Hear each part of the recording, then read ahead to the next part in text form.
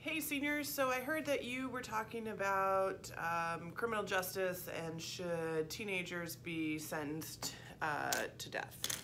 And so I picked out a couple of books that I thought might interest you in terms of justice and crimes and young people.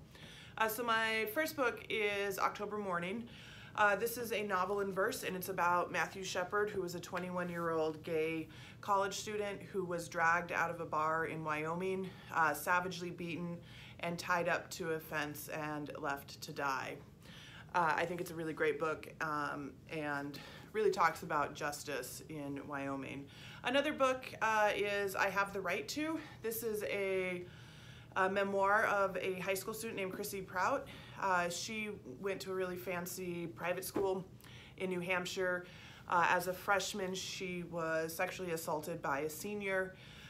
She went to the police. There was a huge backlash against her for reporting the crime, and it's her story of no longer being anonymous and coming forward to the police and fighting back against the people who had hurt her.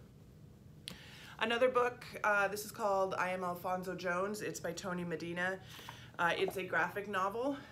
It's the story of Alfonso Jones, who is killed in a police shooting, and he becomes a ghost, and he goes and kind of watches what happens afterwards.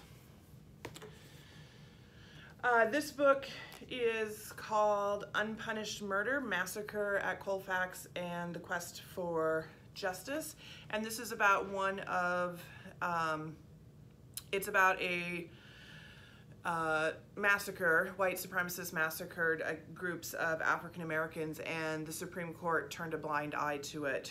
And so it's the story of that massacre and the quest for justice in 1873. And then finally I have Just Mercy. This is by Bryan Stevenson. Bryan Stevenson has worked with death row inmates for decades. And this is a book about his experience with many of those death row inmates.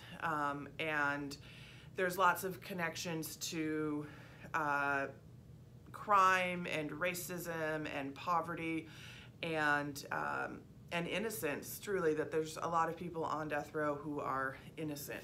So if you're interested in any of those books, come and check them out in the library.